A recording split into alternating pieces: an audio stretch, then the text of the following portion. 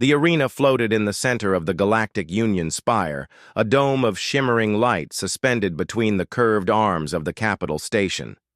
This wasn't a place built for war, it was a place built for spectacle, diplomacy, and posturing. Every seat was filled, species of all shapes and colors buzzing with anticipation.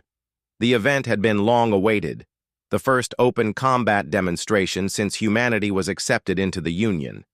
The objective was clear: show strength, show restraint, and show that every species knew its place. At the far end of the arena, the Gorvax delegation stirred. Broad-shouldered, bone-plated, and towering over most species present, the Gorvax thrived on intimidation. Their general, Skor Mal, sat with arms crossed and a growl in his throat, clearly eager to watch his prized warrior tear something apart. Korthak, the champion, stood silently beside him. He was more machine than creature now, 7 feet tall, armored from birth, with a face more tusk than expression. He didn't speak. He only obeyed. The announcer's voice boomed across the dome in dozens of languages, echoing with dramatic flair. In accordance with the traditions of interspecies respect and non-lethal demonstration, we welcome the warriors of the Union to this stage, representing the proud bloodline of the Gorvax clans, Champion Korthak. A roar erupted from the audience. The Gorvax stood and slammed their fists against their chests. Korthak stepped forward, each footfall shaking the synthetic earth beneath him. His claws shimmered with low-energy plasma, designed to maim but not kill. His eyes, deep orange and hollow, scanned the opposite gate with anticipation. The crowd quieted. All eyes turned to the Earth delegation, what there was of it. A single man emerged. He wore no armor. No banners followed. He was tall but not imposing, dressed in a simple dark utility suit, his boots dusty and unpolished. At his side trotted a medium-sized dog with a shiny black and white coat, her tongue lolling happily as she padded across the ground like she owned it. The man gave a curt nod to the audience. The dog barked once, cheerfully. A low ripple of confusion spread through the arena. Whispers in every dialect darted across the crowd. Some laughed, others frowned. General Skor Mal stood, bristling. "Is this a mockery?" he snarled to the adjudicators. "Where is the human warrior?" One of the Union officials adjusted his earpiece and responded politely. "This is Earth's chosen representative. His name is Mason Rhodes, and the creature is designated Juno." Laughter followed. Not just from the Gorvax, but from half the delegations present. A few members of the more conservative species looked appalled. A dog? Against Korthak?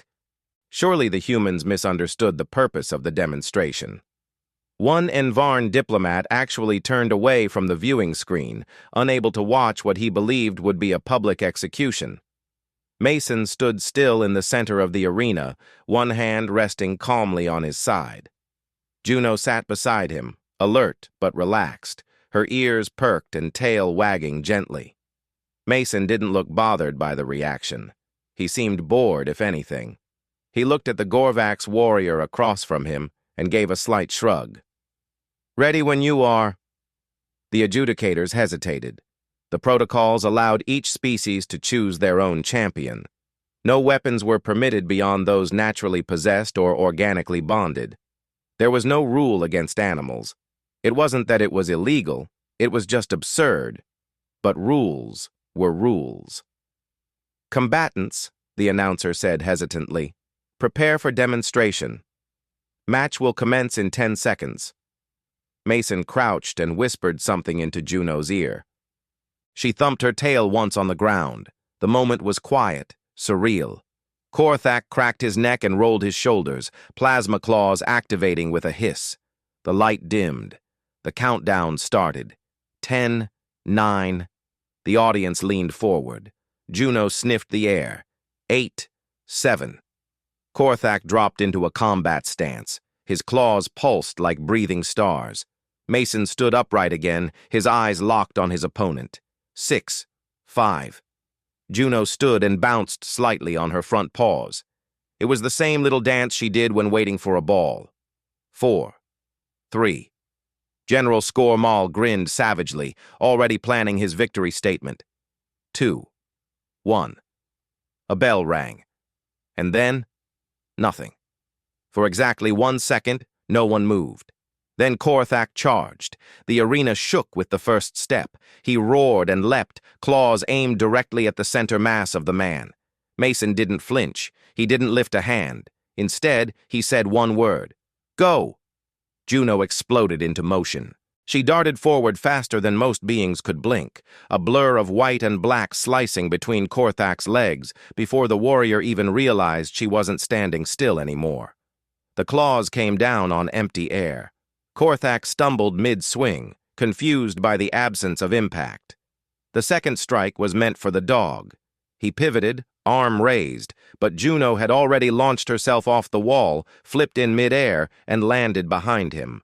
Her mouth latched onto a small seam in his lower armor, right at the exposed nerve junction of the exosuit's spinal interface. She bit hard, twisted, and yanked. Korthak screamed. The crowd gasped. His legs locked, his arms spasmed. He dropped to his knees, roaring in frustration and agony, trying to swat her away. But Juno was gone again, zigzagging through the dust, her paws barely touching the ground. She doubled back, leapt again, and this time head-butted his exposed jaw from below. The blow forced his mouth closed so hard that a crack echoed through the arena. He fell, groaning, one claw sparking in the dirt. His eyes rolled back, his body twitched. Then, stillness. Juno trotted back to Mason and sat down. He gave her a biscuit from his side pouch. The arena fell silent. No one moved. No one spoke. Even the Gorvaks were frozen, jaws slack. It had taken 10 seconds, maybe less. Mason looked around and raised an eyebrow. "Are we done here?" he asked, not unkindly. General Scormal's lip trembled with fury. His warrior, his engineered masterpiece, was unconscious, taken down by a domesticated Earth canine. And worse, none of it violated the rules. The adjudicators reviewed the footage instantly, confirming that no enhancements, tools, or chemical agents were used. Juno was just a dog. The Union Chamber didn't know whether to cheer, laugh, or panic. And at the center of it all, Mason gave Juno a scratch behind the ears and whispered, "That'll do." The corridor outside the arena reeked of sterilizing agents and nervous energy. Mason walked in silence, one hand casually resting in his pocket, the other occasionally reaching down to scratch behind Juno's ears as she trotted beside him. She still had the energy of a pup, bouncing slightly with each step, her tongue out and tail swaying. He didn't need to say anything. She understood that what had happened was over, and now it was time to walk, breathe, and wait. Around them, protocol officers scurried through the marble-white halls, their footsteps quick and uneven. Some avoided making eye contact with Mason altogether. Others threw confused, almost frightened glances at the calm figure and the dog whose fur still had a smear of Gorvak's blood dried near her jowls. He hadn't bothered to wipe it off. It would come off in the next shower. A tall, thin man in Union uniform, with pale, translucent skin and too many fingers, appeared at the end of the hall and raised a data pad nervously. "Representative Rhodes," he said, his voice high and brittle. "Please follow me. The debriefing chamber is ready." Mason didn't answer. He followed. Juno barked once, startling the officer, then sniffed the air and continued ahead, unbothered. The chamber doors hissed open, revealing a wide, oval-shaped room with rows of ascending seats filled with Union delegates. Not all had returned yet. Some were still reeling from what had just taken place. But the core committee had already gathered, and the discussion had clearly started before Mason arrived. The head chair, a blue-scaled creature named Trian Vos of the Arcs Coalition, tapped one clawed finger against the surface of the desk. Her eyes narrowed. "Mason Rhodes, take a seat." He sat. Juno settled at his feet, curling into a neat little ball. Without preamble, the questioning began.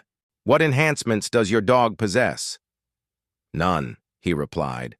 "Was the creature bred for violence?" No more than any sheepdog back home. Then how do you explain the neural incapacitation of a warrior designed to resist high-impact kinetic trauma? She went for the weak spot. Does that imply military training? Mason shrugged. She was trained to find wounded soldiers in debris. Same instincts, same outcome. She just went deeper than usual. The room fell quiet for a moment. One of the delegates, a smaller figure from the aquatic races, adjusted her microphone. Forgive the simplicity, but is that normal for Earth canines? He smiled faintly, but it didn't reach his eyes. That was her being normal. Murmurs buzzed across the chamber. The implications were uncomfortable for many of them. Earth had been underestimated, deliberately so. Some of the older Union species had advocated for slow integration, citing humanity's volatility and unpredictability. Others had welcomed the novelty and resilience that Earth-born biology offered. No one, however, had expected a dog to dismantle a living weapon in front of the entire galaxy. General Skor Mal entered the chamber with a snarl still frozen on his face. His armor clanked with each heavy footstep. Mason didn't turn to look. The Gorvax leader walked to the center of the chamber and faced the committee. "This demonstration was a farce," he barked. "We demand a rematch, a proper opponent." Trian Voss raised one scaled brow. "General, are you accusing the human of violating protocol?" "He made a mockery of the code," Skor Mal snapped. "His beast used pressure point tactics forbidden by our war rights." "Your war rights," Mason said calmly, "aren't Union law." Skor Mal turned to face him fully. The air around the two men tightened, as if the station itself had gone tense. "You think you've proven something, human?" The general growled. "You sent a pet to do a soldier's work." "She is a soldier," Mason replied without emotion. "She just doesn't brag about it."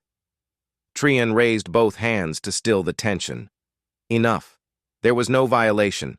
All scans confirmed the dog acted independently, used no foreign enhancements, and inflicted no lethal harm. The rules were clear. Skor Mal's eyes glowed with a deep orange rage, but he didn't press the issue further. His pride had been gutted, but he wasn't foolish enough to push for war over humiliation. Not yet. A new voice broke the silence. Ambassador Elleran of the Myriads, an older species known for its massive archives and methodical diplomacy, leaned forward. Earth's demonstration may have complied with regulation, but it has also raised a significant question. How many such animals exist on your world? Mason didn't look up. 69 million, give or take.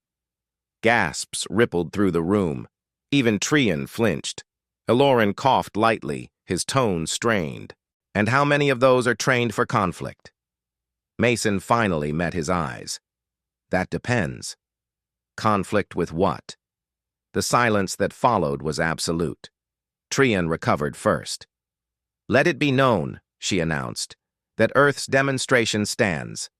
The Union will conduct an internal review of future combat protocols. For now, the matter is closed." She struck a soft chime on her desk. The meeting ended. Mason stood and turned to leave. Juno was already on her feet. As he walked past Skor Mal, the general leaned in and growled low. "This isn't over, human. You've embarrassed a warrior clan in front of the galaxy." Mason didn't stop walking. "Then maybe teach your warriors to keep their guard up." Juno barked once, and the corridor door opened. Back in the hallway, the tension finally left his shoulders. He exhaled slowly and paused at the edge of a transit platform. The distant lights of space shimmered through the transparent walls. A small hoverpod waited to return him to the Earth sector. As he stepped into the pod, an aide handed him a comlink. "You've got 27 interview requests. Do you want them routed through Earth Command?"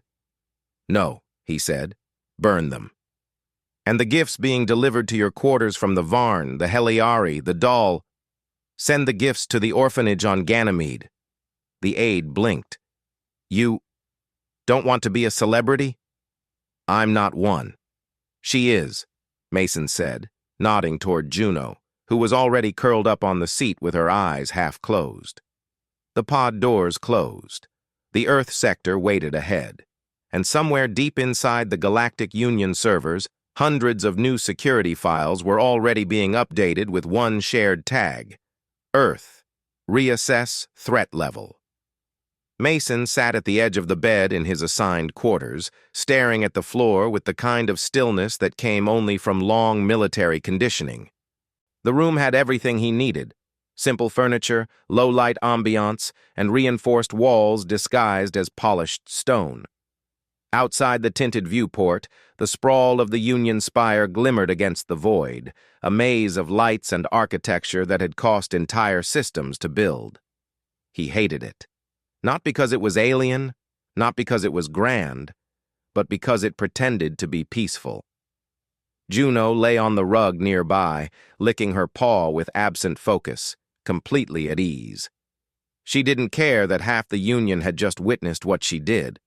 For her, it was work, nothing more, nothing less. He envied her for that. Her world was direct, clear. She didn't need to decode silence, interpret political threats, or read between the lines of galactic diplomacy. The alert chimed softly. Mason's head turned slightly. He hadn't expected anyone for at least another 4 hours. Not after the debriefing, not after the media requests he'd shut down, and certainly not while he was still wearing the same dusty boots from the arena. The alert blinked again. He rose, slow and cautious, and approached the entrance panel. "Identify," he said quietly. A mechanical voice replied, "Special Envoy Haldren Voss." Diplomatic priority. Mason frowned. The name wasn't familiar. The priority override was. He gave a small nod. "Enter." The doors slid open with a hiss, and a woman in a deep red uniform stepped inside. Her posture was perfect, her white hair braided tightly back, her eyes scanning the room with precision. She was human, probably mid-40s, but everything about her screamed high-level operative. Mason didn't salute. She didn't seem to expect it. "Captain Rhodes," she said, not asking. "I'm Haldren Voss, Intelligence Liaison under Earth's Union Representation Council. May I?" He motioned toward the seat across from the bed. She didn't sit.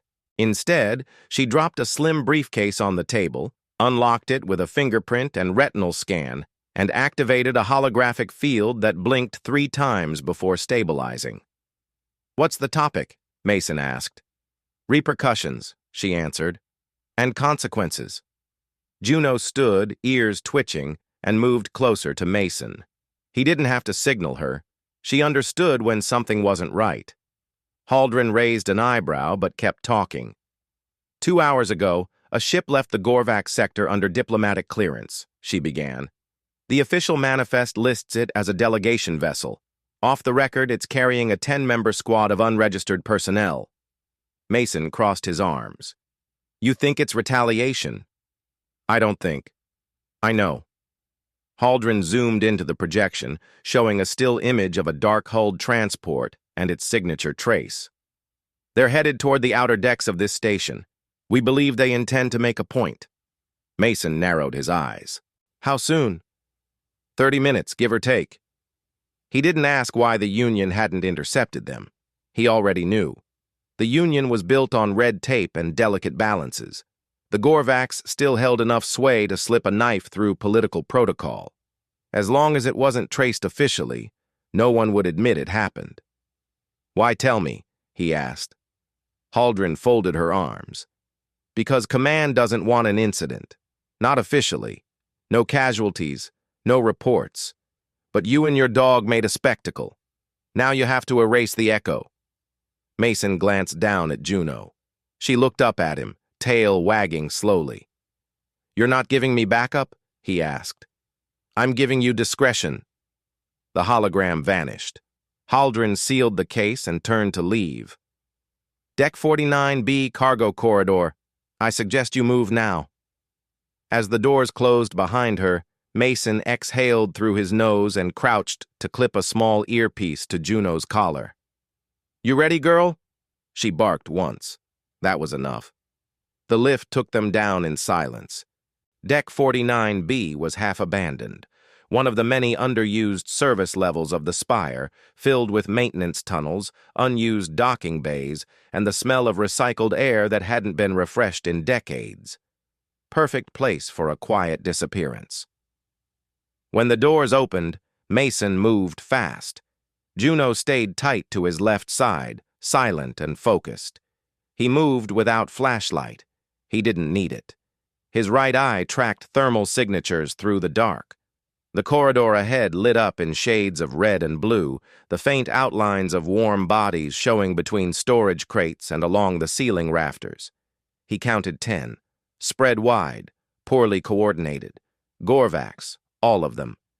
He gave Juno a quiet gesture, circling left, and she vanished into the shadows without a sound. The first two brutes didn't see her coming. She took the larger one low, pulling his balance with a tackle, then slammed into the second with her full weight. Mason followed from the right, closing the gap with 3 fast steps. His elbow hit the nearest throat. One grunt, one fall. Another rose to fire. Too late.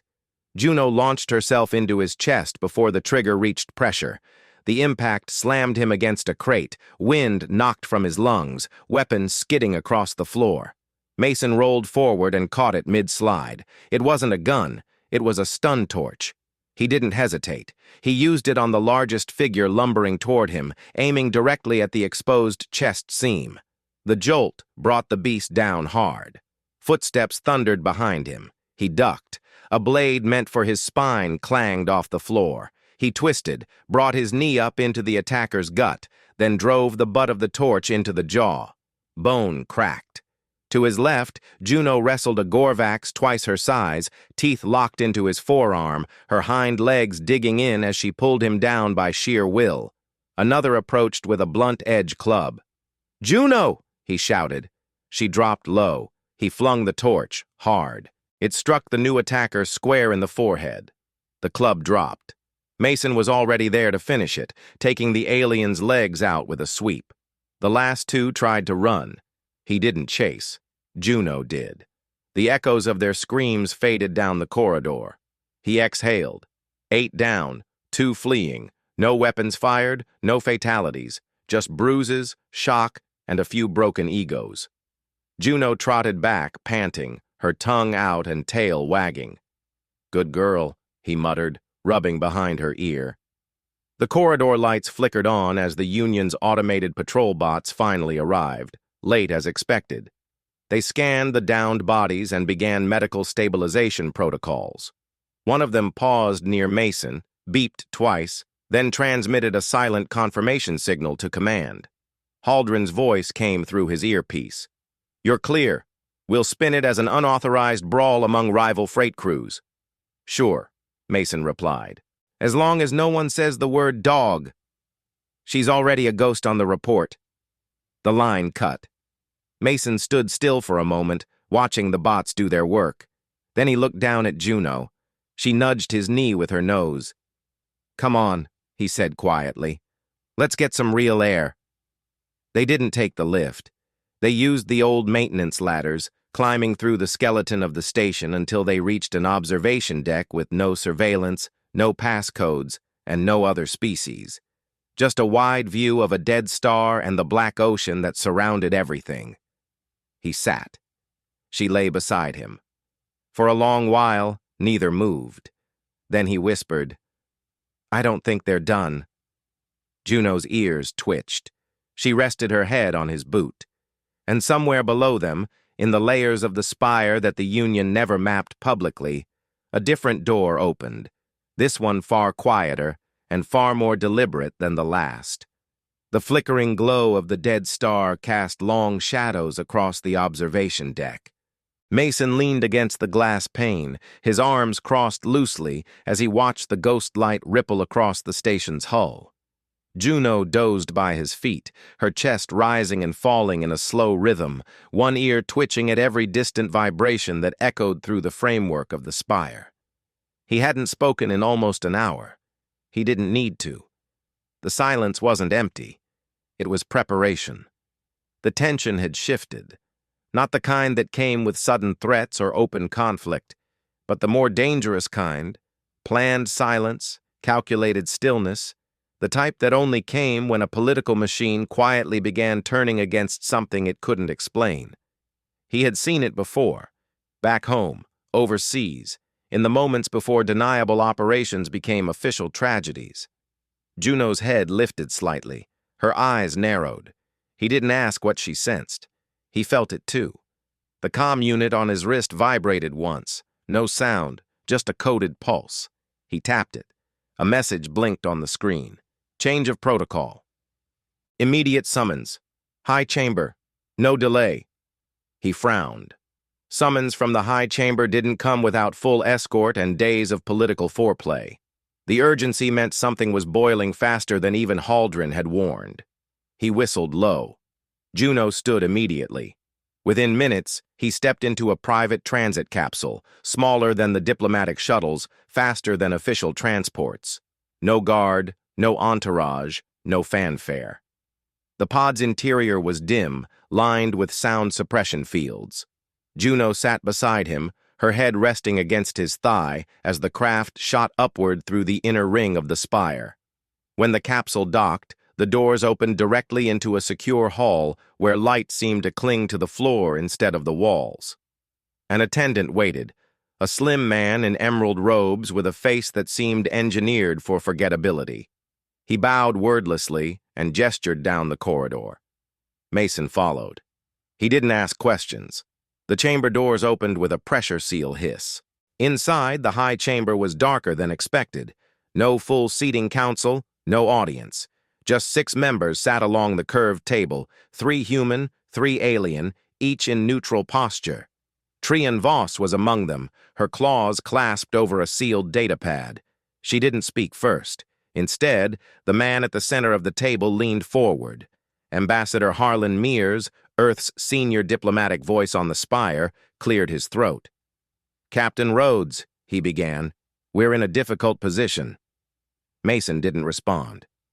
"The incident on Deck 49, Mears continued, has drawn attention we weren't prepared for. Unrecorded combat, no visible escalation, no bodies, but enough noise to rattle the Gorvax into filing a formal protest." Trian added coldly, "And they're not the only ones asking questions. The Vosh are pushing for a full inquiry. The Myriads have launched a security audit. And the Kirvault think Earth is testing war proxies on neutral ground." Mason tilted his head slightly. "And what do you think?" Mears didn't answer. Trian did. "We think you're a liability." The words were flat, sharp. Juno growled softly, a low vibration in her throat. Mason placed a hand on her back. Mears raised his hand. "Let's not escalate this. The truth is, your presence here was always experimental. We needed to gauge public and interspecies response. The match went viral. The footage is being dissected in every quadrant. You've become symbolic. Unfortunately, symbols are dangerous when they can't be controlled." Mason took a slow breath. "So what's your decision?" Trian slid a folder across the table. "Voluntary reassignment. You'll be rotated out, quietly. Earth Command will praise your contribution, commend Juno, and assign you both to a remote post until the attention dies down." He didn't touch the folder. "And if I refuse?" Mears hesitated. "We don't advise that." "Not what I asked." The ambassador shifted uncomfortably. "Then we move to formal recall. You'll be removed from station duty. Earth will cooperate, but your rank will be suspended pending review. Juno will be quarantined for security analysis." Mason stepped forward once. Just one step. "No," he said. Trian's eyes narrowed. "Captain," he cut her off. "She's not property. She's not a tool. And if you think I'm going to hand her over to a lab full of Union autopsy freaks because some war clan got embarrassed, you've misread the entire species." Trian stood slowly. "You forget your place, human." "No," he said again. "You forgot mine." The tension fractured. 2 of the council members stood, reaching for the panic alarm, but stopped when Juno bared her teeth. She didn't bark. She didn't move. She simply stared, with the focused calm of a being that knew exactly what she could do and how fast she could do it. Mears raised his voice. "Captain Rhodes, stand down. This is a formal hearing." "You lost control of the narrative," Mason said sharply. "You invited a species born in firestorms and forged through extinction events, and you thought we'd come here to behave like pets. You saw her defeat your weapon, and now you want to box her like a threat." Trian growled in her native tongue, clicking her mandibles against her teeth. "And what do you intend to do?" He turned toward the door. "What I was trained to do." He didn't wait for permission to leave. The doors didn't try to stop him. Back in the hallway, he walked in silence. Juno matched his pace, her shoulder occasionally brushing his leg. He knew now he couldn't stay on the spire, not without giving in to a system that never wanted him there to begin with. But leaving quietly wouldn't be enough. The problem had spread too far. The image of Juno defeating Korthak wasn't going away. And someone, somewhere, would come next, not with claws or clubs, but with syringes, scalpels, and containment fields. His comlink pulsed again. This time it was Haldren. "I heard." "Good," he said. "You're going off script." "I was never on it." Her voice lowered. "You're going to have to run." "I'm not running. I'm maneuvering." A pause. Then, "Meet me at Dock 9. 20 minutes. He ended the call. Below his feet, the station lights dimmed in a strange pattern, an energy reroute. Not standard, not public. Someone was already trying to seal corridors, slow him down, block escape routes. It wasn't coming from the high chamber. It was deeper. He didn't wait. He moved. Down stairwells, through forgotten storage shafts, under ventilation towers. He didn't explain the route to Juno. She didn't need one. She followed like water down a slope, slipping through corners and shadows with unshakable trust. When they reached Dock 9, Haldren was already at the airlock, inputting a chain of codes. She looked up once. "You have 6 minutes." "What's the destination?" "A clean freighter registered under a Heliari mining guild. It doesn't exist in Union manifests. You'll be dead to the network once you leave orbit." Mason nodded. "That's what I need." She stepped back. "I can stall protocol chasers for maybe a week. After that, you're a myth." "That'll work." She glanced at Juno. "She's the reason this station's afraid of dogs now. She's the reason no one died." The seal broke. The door opened. Juno stepped in first. Haldren spoke once more. "You're going to need allies, the kind who live outside the Union." Mason paused. "You have someone in mind?" "I'll send coordinates." She hesitated, then added, "The Spire won't forget this." He smiled faintly. "Good. It shouldn't." The door sealed behind him. The freighter thrummed to life, and as the Spire shrank behind him into a pale line of light, Mason looked down at Juno, who had already curled up under the console, her tail thumping once as if to say, "What's next, boss?" He didn't answer out loud, but in his eyes, she already saw it. The freighter was old, older than it should have been, and louder than Mason liked. The core vibrated through the hull in low, uneven pulses, as if the ship were sighing in its sleep. It wasn't meant for passengers. Its controls were stripped of all aesthetic design. Its storage units smelled faintly of radiation-treated grain, and the sleeping quarters were little more than open crates stacked into bunks. But it had one function, and it served it well. It moved without being noticed. Mason sat alone in the cockpit, hands resting lightly on the edge of the nav console. The stars outside were beginning to change, shift slightly from the familiar routes of Union-aligned systems to the colder, emptier stretches between borders. This region had no name. The charts listed it as neutral drift, uncharted space, but he knew it better by reputation: the fringe. Juno paced slowly behind him, stretching her legs after hours of quiet. She never liked being confined. She tolerated it when necessary. Now, with the hum of the freighter masking her footsteps, she moved like she had back in the forests during survival training. Watchful, silent, alert. He trusted her instincts more than he trusted the ship's sensors.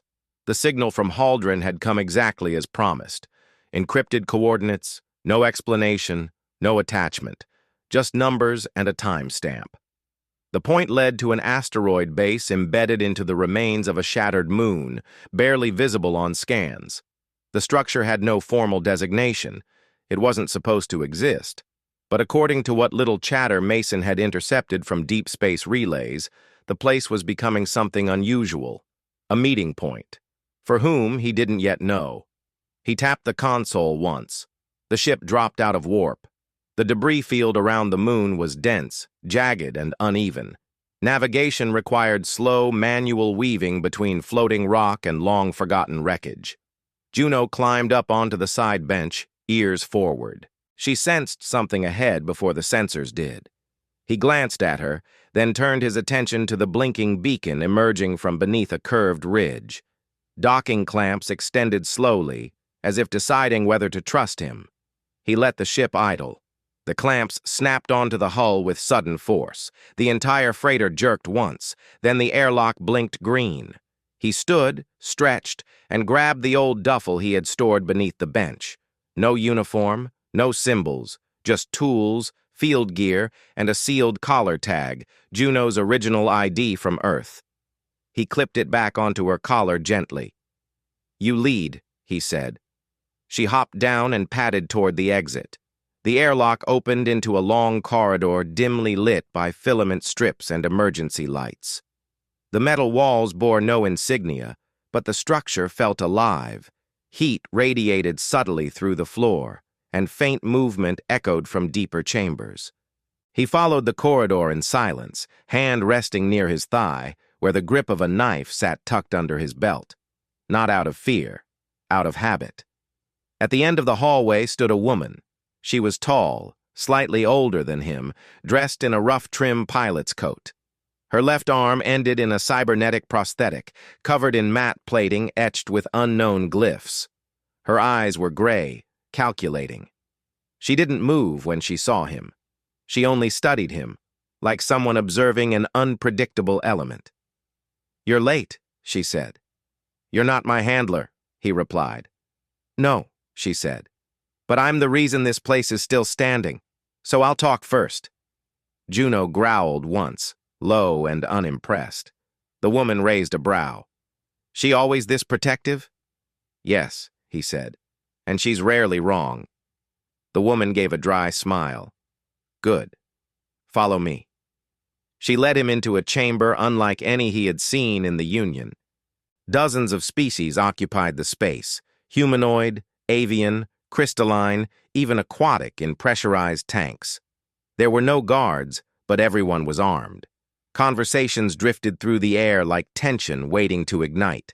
And in the center of the room, projected above a steel table, hovered a large map of the galaxy, blinking with nodes, threat sectors, and one distinct red ring that circled the Union core. The woman turned to him again. "You know what that is?" Mason nodded. "Containment protocol." "Exactly," she said. "The Union has begun silent quarantines of anything it deems volatile. They're labeling systems, flagging anomalies, and rewriting treaty terms. The match your dog won? That started something they can't admit exists. Now they're trying to make the evidence disappear." He glanced around the room. "And what is this place?" "A coalition," she answered.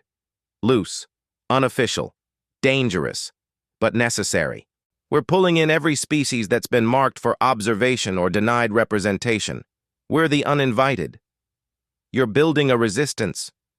"We're building balance," she corrected. "The Union isn't evil. It's just too big, too old. It forgot what it means to learn something new."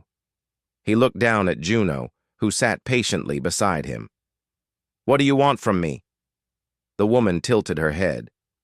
"Not obedience, just presence. You're not a symbol. She is. And what she did reminded a lot of species that dominance doesn't belong to bureaucracy." Juno stood up slowly and walked toward the table. The room fell silent as she approached. Her paws made no sound. She sniffed once, then barked softly. No threat, just recognition. The map updated. A small green dot appeared on the outer edge of the red containment ring. No label, just a pulse. The woman smiled. "We've just been invited into the conversation." Mason stepped forward and placed a hand on the table. "What's the plan?" he asked. She didn't hesitate. "We train. We share. We connect planets cut off by silence. We remind the galaxy that Earth isn't here to conquer, but it's not here to bow either." He looked at the map again. He saw new routes forming, old stars waking, isolated systems blinking as if they had waited for someone to reach them. Juno pressed her head gently against his thigh. He finally spoke, not as a soldier, not as a diplomat, but as something far more dangerous. "I'm in." And with those words, the room shifted. Tension broke, plans began, species nodded, weapons lowered, and somewhere far above the fringe, inside the sterile halls of the Union Spire, a silence settled, not the kind born of peace, but of fear. Because now the galaxy knew Earth had arrived, and Earth had brought a dog.